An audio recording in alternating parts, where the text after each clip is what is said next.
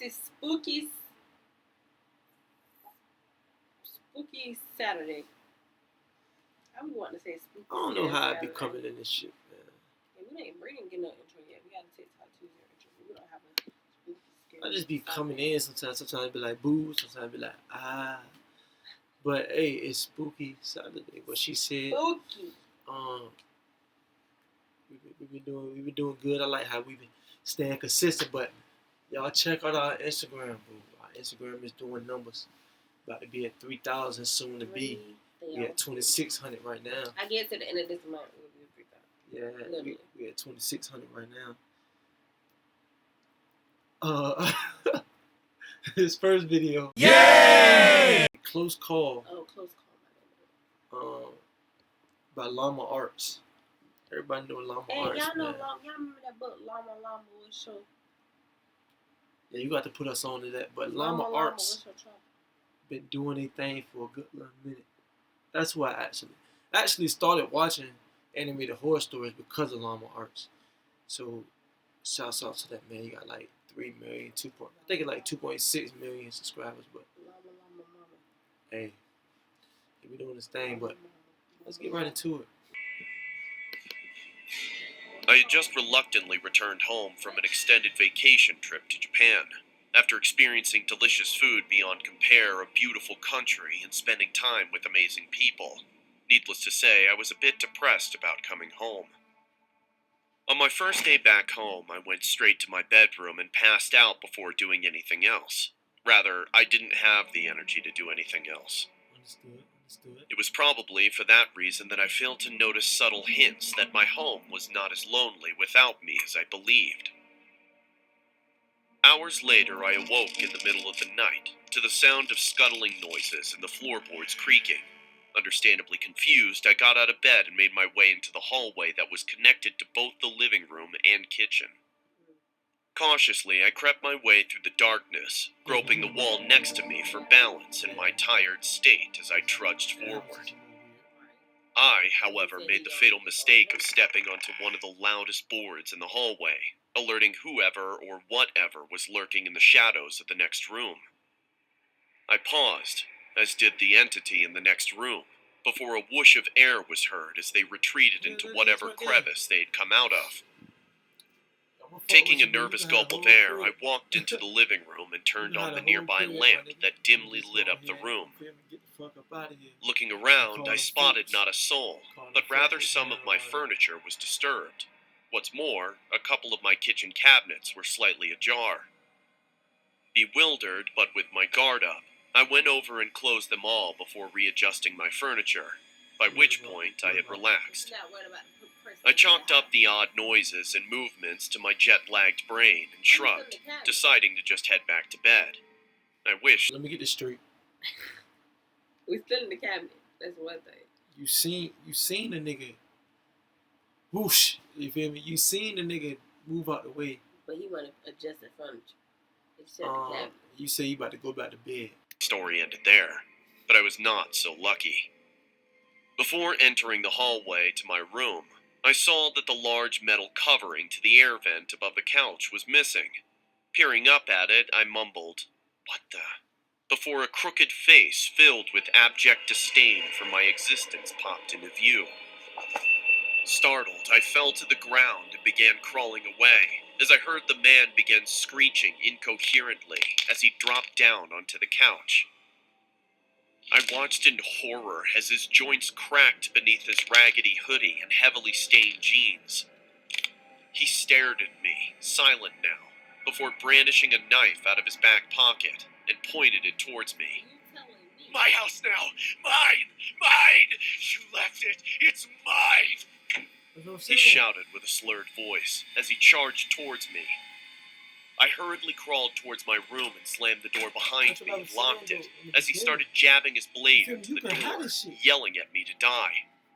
Shakily, I called the police and sobbed as I told them what was happening. Thankfully, I was told a patrol car was nearby my neighborhood and they would be at my house in minutes. I stayed on the phone and picked up a baseball bat just in case that deranged cretin broke down my door. A few horrendous minutes later, The police arrived, and after a quick but violent struggle, they managed to subdue the intruder. After locking him in the back seat of the patrol car, the cops investigated my house and found that the man apparently had been living there while I was gone. But not just that. Apparently, he'd been staying at my house without me noticing for a few months. According to the police, they found paper stuffed under the couch that was filled with nothing but incoherent ramblings about how he planned to kill me one day when the time was right. With the dates next to each entry predating my trip to Japan by an uncomfortable amount of time.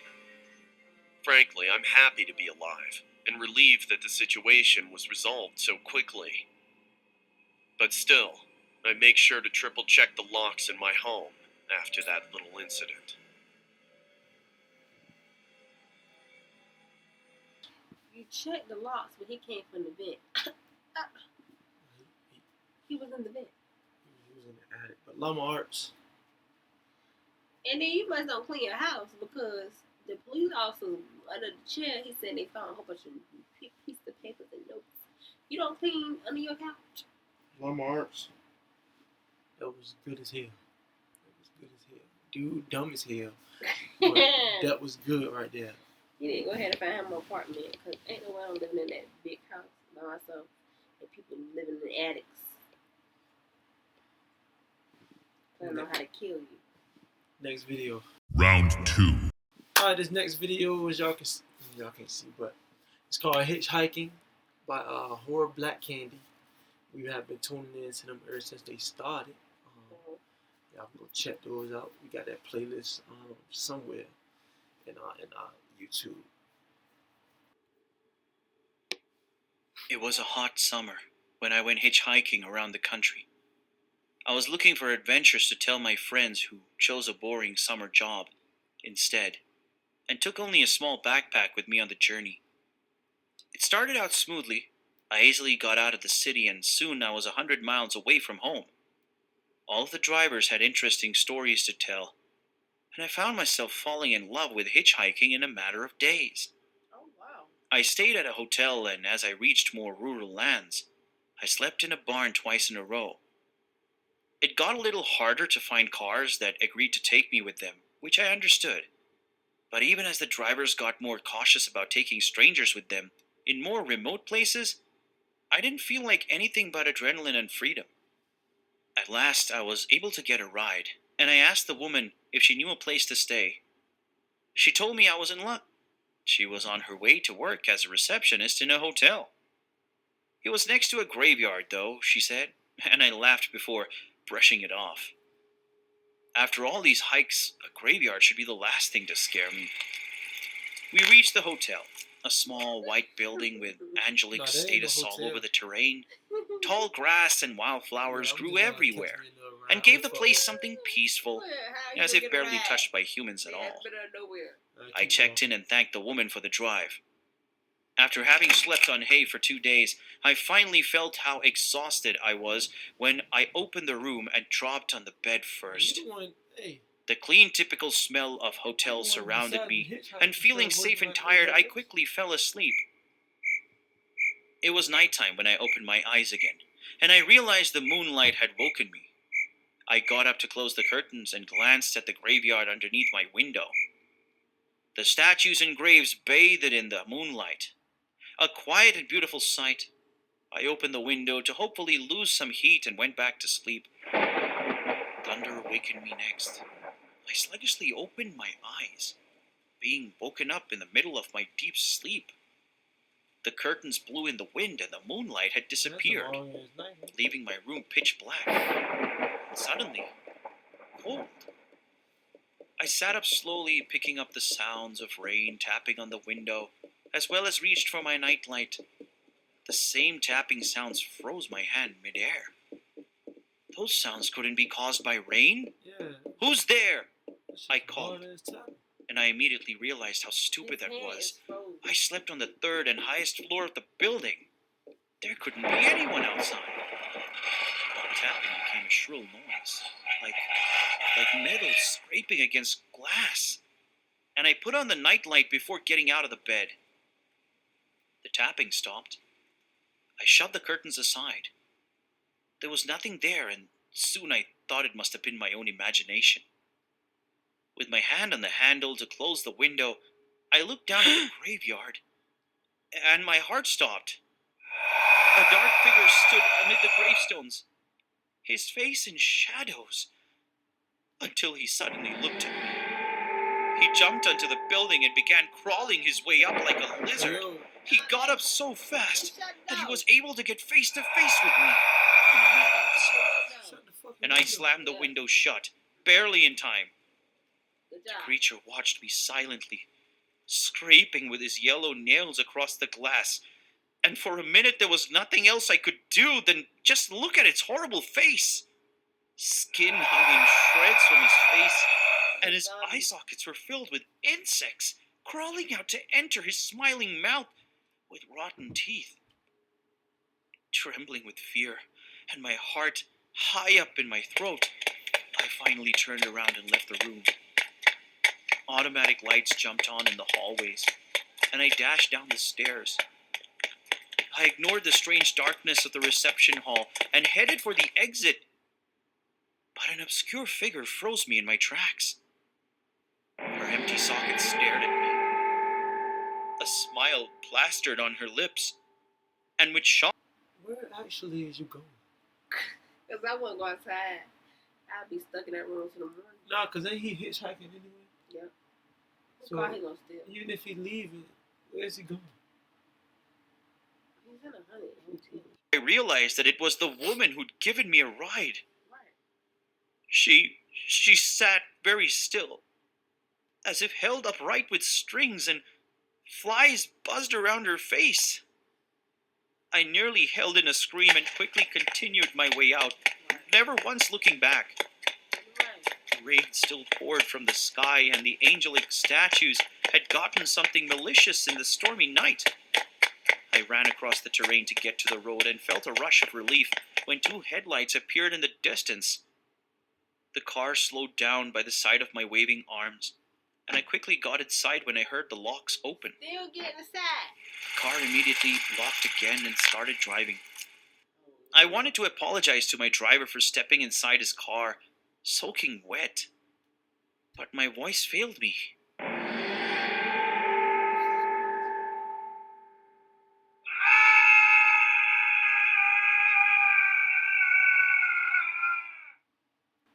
Hitchhiking.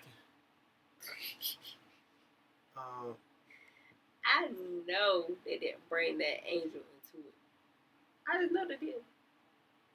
Yeah, I ain't doing no hitchhiking. Getting in niggas' cars and I don't know. Bro, ghosts are real. I believe ghosts are real. So I'm not. When she said a cemetery, a hotel by the cemetery, I wouldn't have said never mind. What you was doing? I would have said never mind. I don't know. He Can't walk? stepped in the barn. So I would have stepped in another barn because anyway I might go sleep on the cemetery, or beside one, or above one. I can't. Next video. Well, guys, we're on part 3, and it's the... What is this about? It's 2 true haunted house horror story anime. Right, who is it about, though? By Wansi Entertainment. Oh.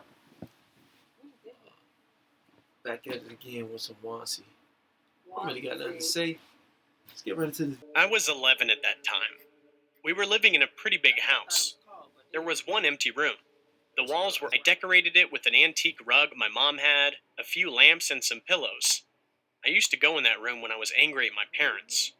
I sometimes heard some strange sounds like scratching, but I figured that it was just a mouse, so I just ignored it.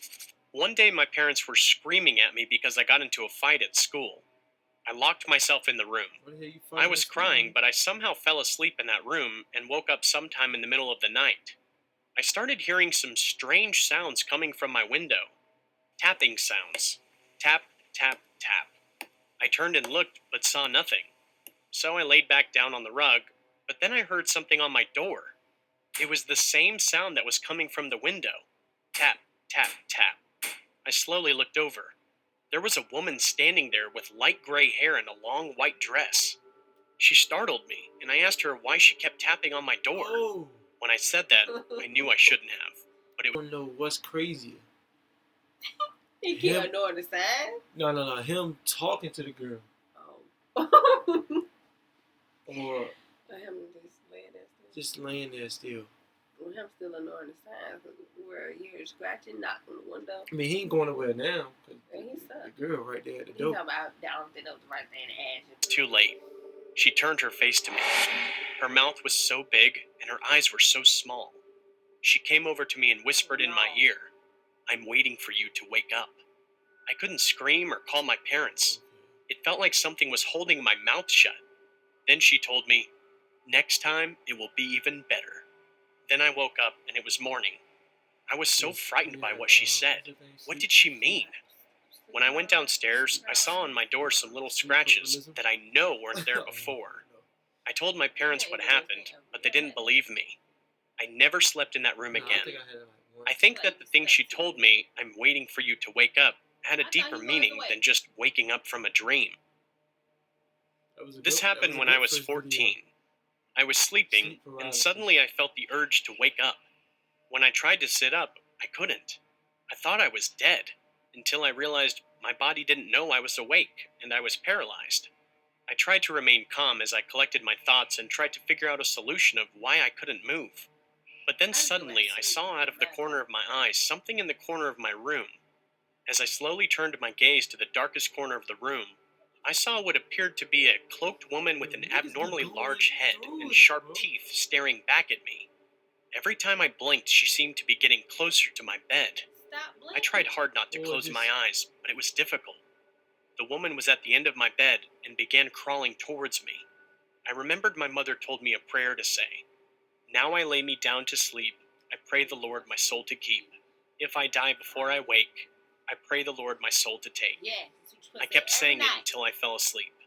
When I woke up again, it was morning, and I was finally able to move again. After a sigh of relief, I looked back in the corner where the lady was standing, and what I saw will forever be engraved in my memory. In the corner of my room were the words, "I'll get you next time," written in blood. That's a good question. I don't like the part 2 because it didn't go into detail like the first one, but the first one was good. Yeah. Hey, she could be right about that. Sleep paralysis ain't nothing to play about. No, you really be stuck to the bed. I just go back to sleep. Yeah, I go back to sleep. Yeah. I don't want to panic, and then something really happens, so I just go back to sleep. I get up soon. That's all. So. But I didn't know your body didn't know that you were weak. That's something to learn. That was good. It was a good spooky Saturday. Guess we see y'all guys next week. Let's get. Yeah, I tried to plan it, but you couldn't see it. I wanna be it, I'm trying to have it tonight.